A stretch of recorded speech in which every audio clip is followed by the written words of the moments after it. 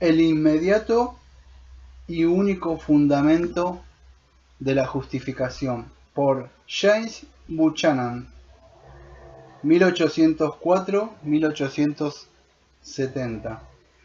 Muchos han admitido que la justificación de los pecadores está conectada con la obra de mediación de Cristo, como su causa meritoria, y han negado que se basa en su justicia como su inmediato y único fundamento. Acá Jen Muchana, cuando dice inmediato, se está refiriendo sin la intervención de otra causa o directo.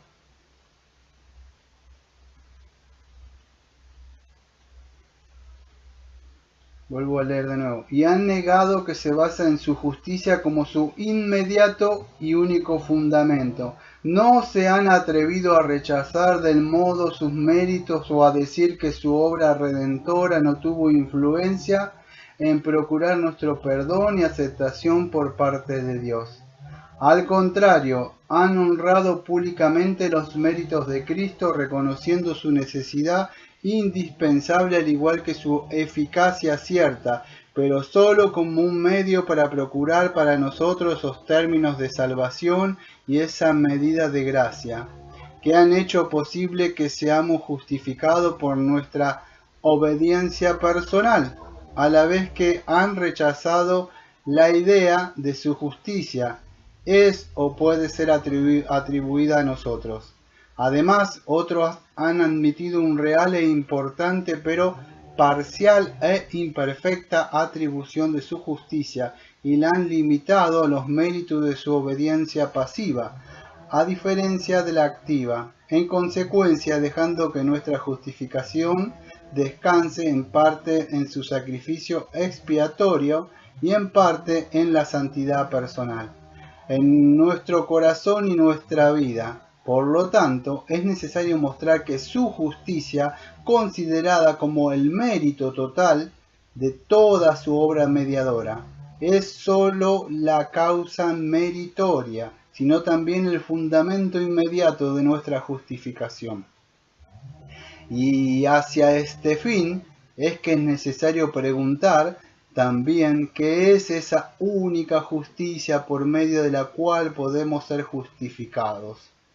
Porque dice su palabra que es la justicia de Dios o el mérito de Cristo y cómo pasa a ser nuestra estando disponible para nuestra justificación. Propuesta. La justicia, que es el fundamento de la justificación del pecador, se denota o describe con diversos términos en las Escrituras, de modo que su naturaleza puede ser determinada simplemente comparando esos términos unos a otros y luego simplemente comparando esos términos unos a otros y luego determinando si hay alguna justicia en la cual todas se aplican de la misma manera, en la cual todas coinciden en la plenitud en la combinación de su significado.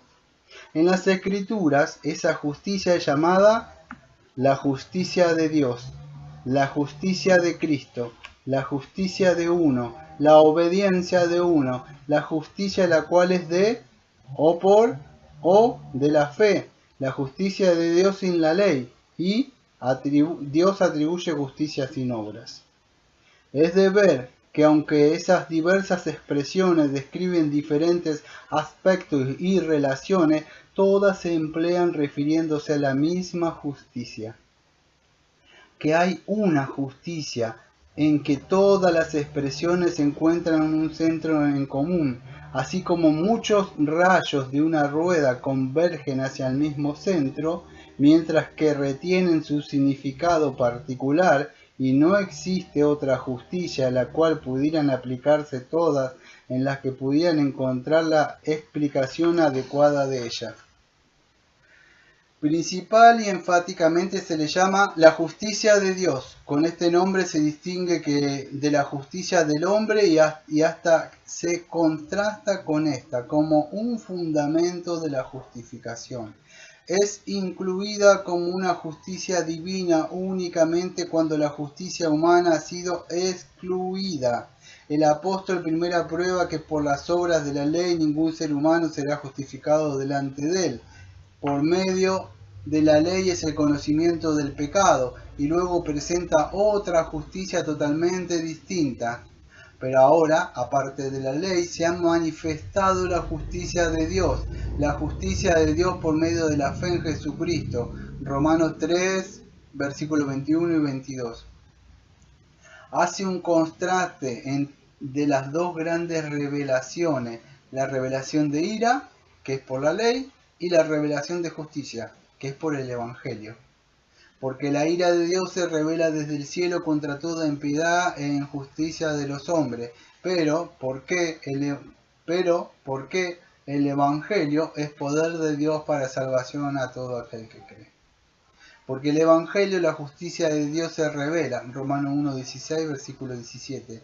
Y en su caso, él renuncia totalmente a su propia justicia personal como el fundamento de su aceptación y esperanza, para ganar a Cristo y ser hallado en él, no teniendo mi propia justicia, que es por la ley, sino que es por la fe de Cristo. La justicia que es de Dios por la fe. Filipenses capítulo 3, versículos 8 y 9. Las dos justicias no solo son particulares, sino diferentes, y no solo diferentes, sino directamente opuestas y mutuamente exclusivas, consideradas como el fundamento de la justificación, ya que es justificado por una, no puede de ninguna manera ser justificado por la otra. Si la justicia del hombre es suficiente, la justicia de Dios es superflua. Si la justicia de Dios es necesaria, la justicia del hombre no tiene cabida. Ni puede haber entre ambas ninguna reconciliación o transigencia que admitiera que se hubieran combinado en el fundamento complejo para la aceptación. Porque presentan dos métodos de justificación que son irreconciliablemente opuestos. El uno por gracia y el otro por obras. Pero al que obra no se le cuenta el salario como gracia, sino como deuda. Mas al que no obra, si no cree en aquel que justifica al impío, su fe le es contada por justicia. Romanos capítulo 4, versículo 4. Y si por gracia ya no es por obras, de otra manera la gracia ya no es gracia. Y si por obra ya no es gracia, de otra manera la obra ya no es obra. Romanos capítulo 11, versículo 6. Si queremos comprender la razón por la cual se la llama la justicia de Dios, hemos de tener en cuenta que hubo una manifestación doble de justicia en la cruz de Cristo. Hubo primero una manifestación de justicia por parte de Dios el Padre, que requería una satisfacción de su justicia dando el castigo que el pecado merece.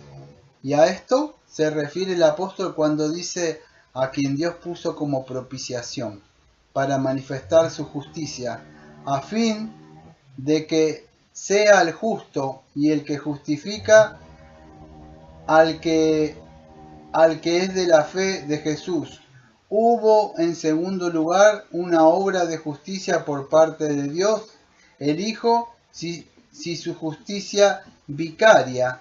Acá Jen Buchanan, cuando está diciendo justicia vicaria, una aclaración vicaria significaría como que actúa en lugar de otra persona. Vuelvo a leer. Como el redentor de su hubo en segundo lugar una obra de justicia por parte de Dios y el Hijo si su justicia vicaria, como el Redentor de su pueblo, cuando se humilló a sí mismo, haciéndose obediente hasta la muerte y muerte de cruz, llegando a ser el fin de la ley, para justicia a todo aquel que cree. Pero estos dos, la justicia de Dios que se declaró y la justicia de Cristo que se cumplió en la cruz, aunque pueden distinguirse, no pueden separar una de la otra, porque estuvieron indisolublemente unidas en una y misma propiciación. Acá el autor, cuando dice propiciación, hago una aclaración. Se está refiriendo a aplacar a un ofendido. Creo que en este caso se está refiriendo a Dios, aplacar la ira de Dios. Aplacar al ofendido la ira de Dios, de modo que sea favorable al que lo ofendió. Sigo leyendo. Y aunque la justicia que es revelada para nuestra justificación puede ser llamada la justicia de Dios, refiriéndose a ambas, consiste correctamente en el mérito del sacrificio expiatorio de Cristo y su obediencia perfecta, porque éstas fueran ofrecidas por Él como nuestro sustituto y representante. La misma justicia llamada la justicia de Dios también es llamada la justicia de Cristo. Obtenemos por la justicia de nuestro Dios Salvador Jesucristo una fe preciosa, o como podríamos decir, por la justicia de Dios y nuestro Salvador Jesucristo. Segunda de Pedro capítulo 1 versículo 1. Y este será su nombre, el cual le llamarán el Señor justicia nuestra. Jeremías capítulo 23 versículo 6.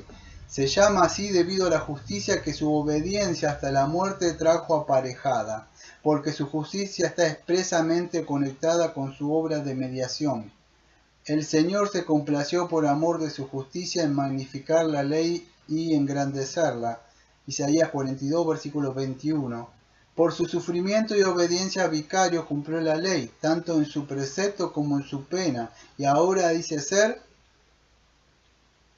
el fin de la ley, para justificar a todo aquel que cree. Mientras que su justicia es identificada como la justicia de Dios, a la cual los judíos incrédulos se negaron someterse y traspasaron con su propia justicia, que establecieron como la suya propia, como si fuera por obras de la ley. Romanos capítulo 10, versículos 3 y 4. Propuesta. Esta justicia, siendo el mérito de una obra y no una mera cualidad del carácter, puede ser nuestra al sernos atribuida, pero no puede ser comunicada por medio de ser infundida, y tiene que seguir permaneciendo principalmente y en un sentido importante exclusivamente a Él, por quien esta obra fue lograda. Esta declaración consiste de tres afirmaciones distintas que van dirigidas contra diferentes errores, los cuales surgen de una preponderante confusión de pensamiento con respecto a toda la doctrina de la atribución. Y puede ser provechoso considerar a cada una de ellas sucesivamente en relación con las pruebas de las cuales tan fuertemente dependen. La Biblia declara primero que la justicia, que es el fundamento de la justificación, el cual es el mérito de la obra emprendida y cumplida por Cristo, ahora bien de su pueblo, puede ser del pueblo por medio de atribuírsela a éste o ponérsela a su cuenta. No se puede objetar esta declaración si el mérito de su obra realizada y determinada una vez para siempre se distinguiera de una cualidad inherente y permanente de su carácter personal. Y si esa obra fuera realmente considerada como una emprendida y cumplida a favor de otros, por uno actuando como el sustituto y garantía, porque el mérito de uno nunca puede en ningún caso estar a disposición para beneficio de otros.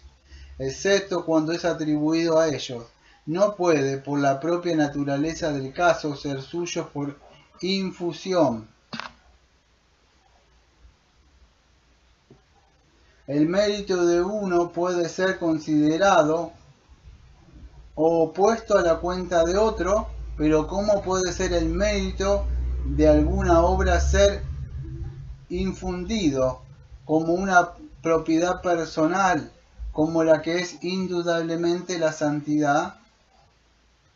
Pero cuando afirmamos que la justicia de Cristo o el mérito de su obra mediadora puede ser nuestra por sernos atribuida, nos encontramos con una declaración contraria a ese resultado.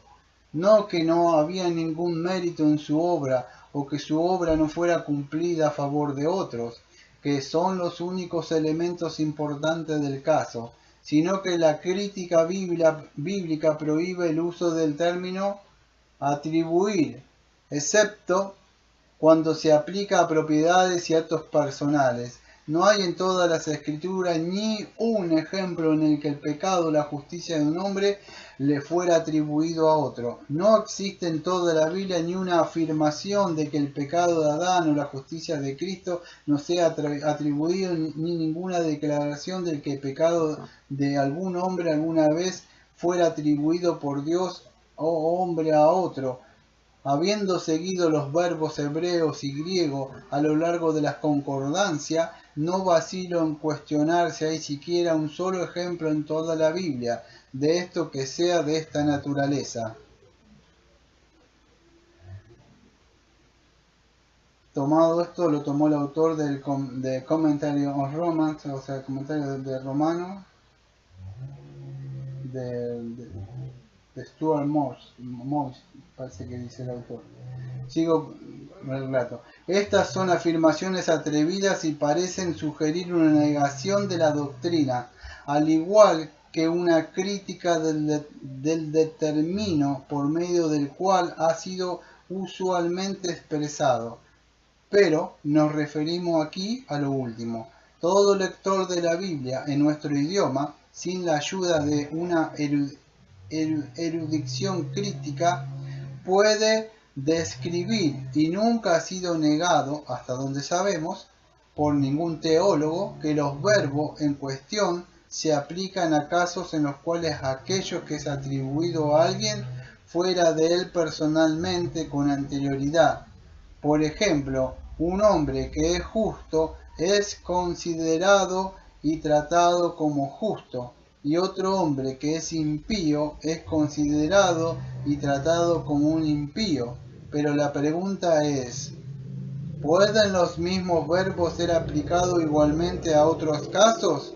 En aquello que le es atribuido que no era de él personalmente y no le pertenecía a él anteriormente, sino que llegó a ser suyo solo porque le fue contado a su cuenta. La deuda de Onésimo a Filemón y el mal que le había hecho no podía serle contado en contra a Pablo ni personal ni anteriormente, pero fue contado a su cuenta porque sencillamente se hizo cargo de ellos.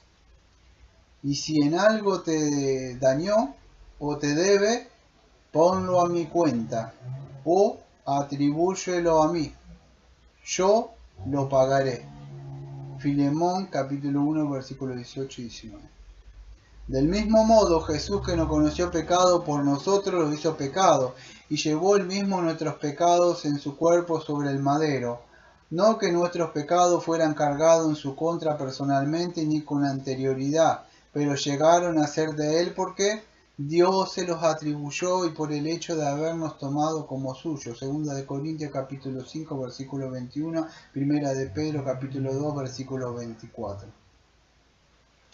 Si la palabra atribuir no fue usada en este caso, podríamos preguntar si hay alguna otra que pudiera expresar con exactitud el hecho.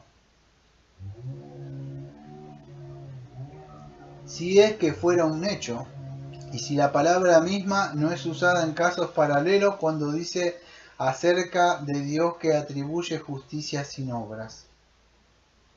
Con tanta frecuencia como justifica al impío, Romanos capítulo 4, versículos 5 y 6. Ciertamente la justificación consiste en parte en no atribuir el pecado que pertenece personalmente al pecador y en parte en atribuir justicia de la cual estaba totalmente desprovisto anteriormente.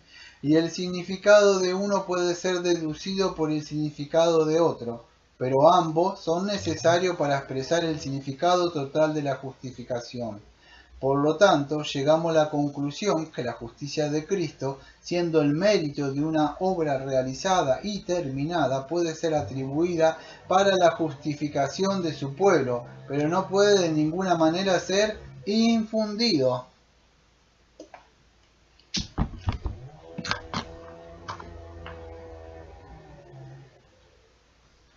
En segundo lugar, la Biblia afirma que la justicia de Cristo, a fin de estar a disposición para beneficio de su pueblo, tiene que llegar a ser de éste por atribución y no por infusión.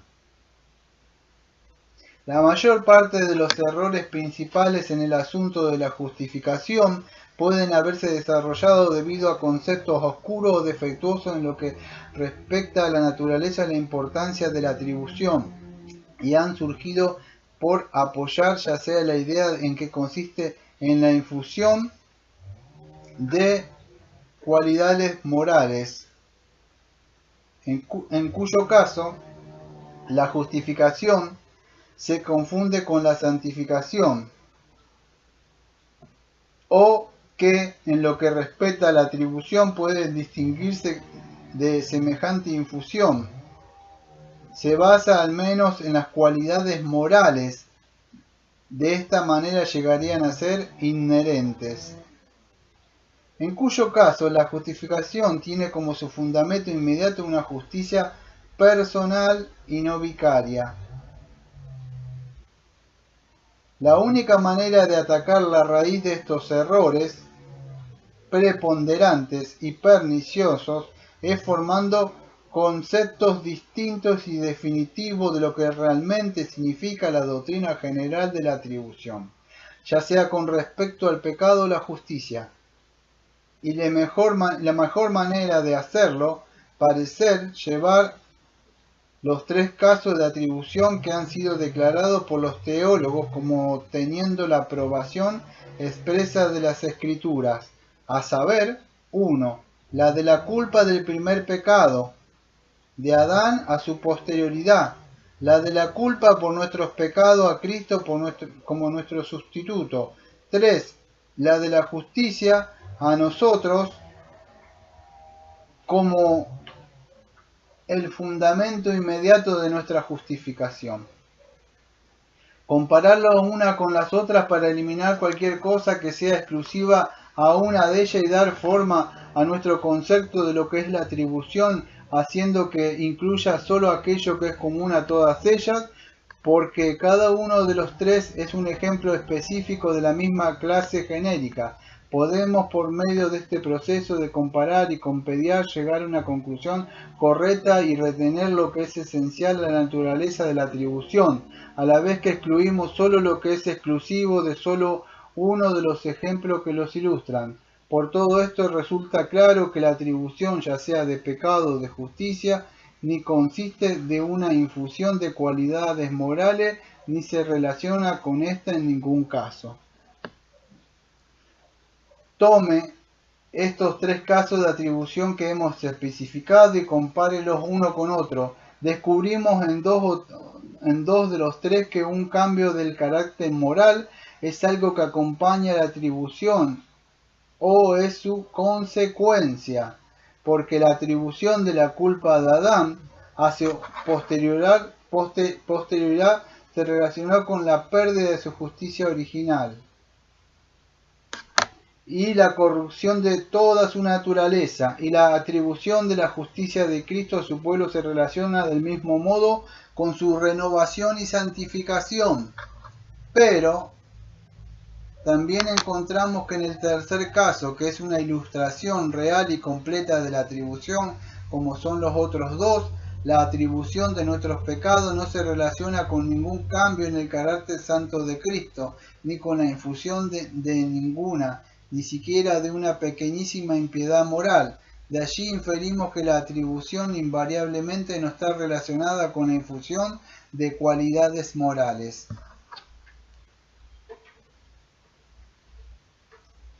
Vemos también que en 2 de los 3 casos los representantes de las personas se diferencian tan claramente que se nota a las claras de la parte de quien algo les es atribuido no ha tenido ninguna participación activa en ello, porque nuestros pecados fueron realmente y en todo el sentido de la palabra atribuidos a Cristo como nuestro sustituto, pero Él no participó en cometerlos. Y de la misma manera su justicia no es atribuida a nosotros para nuestra justificación. Pero nosotros no participamos en terminar la obra que el Padre le había dado para hacer. Por ello, deducimos que en el tercer caso la atribución de la culpa a Adán a su posterioridad dista tanto de ser necesaria como para suponer nuestra participación en su acción. Que tal suposición contribuiría grandemente a la destrucción total de la doctrina de la atribución, dejando a un lado la distinción fundamental entre el que atribuye y lo que son representados por él. Encontramos también que en los 3 casos la atribución, sea de pecado o de justicia, se basa en una relación de pacto que existe entre uno y muchos, porque Adán fue constituido cabeza y representante de su raza, y Cristo es sustituto y garantía de su pueblo. Esta relación puede ser descrita con acierto como una unión entre ellos, en virtud de la cual son considerados y tratados de lo que son, en algunos respectos, uno. Pero esta unión no es una que destruye la distinción entre sus respectivas personalidades o confunde sus varias acciones, porque sigue siendo cierto que el representante era personalmente distinto de aquellos a quienes representaba, y que su obediencia o desobediencia era su propia acción, y no de ellos, aunque le es atribuida. Estos pocos ejemplos bastan para ilustrar la doctrina general de la atribución, y son la mejor manera de lograr un concepto claro de su verdadero significado. Demuestra que mientras que la justicia de Cristo, considerada como el mérito de su obra mediadora, puede ser nuestra por sernos atribuida, no es comunicada como lo sería un hábito o una cualidad inherente, y que nuestra justificación, ya que depende de esta justicia, no consiste de una infusión de cualidades morales, ni se basa en estas cualidades cuando han sido infundidas como fundamento propio, como fundamento apropiado. La Biblia afirma, y en tercer lugar, que la justicia de Cristo, considerada como el mérito de su obra mediadora, debe continuar siempre, aun cuando no es atribuida perteneciendo principalmente y en un sentido importante exclusivamente a aquel a través de quien la obra es realizada. Es su justicia en un sentido en que nunca puede ser nuestra, es de Él, pues Él la llevó a cabo y es nuestra únicamente por sernos atribuida. Es de Él, porque fue el mérito de su obediencia personal, y es nuestra únicamente porque nos es derivada por él. Él reclama su derecho especial de propiedad sobre ella, aun cuando la realiza a favor de su pueblo. Todo el mérito es de Cristo, solo a su atribución de ella es por gracia es nuestra.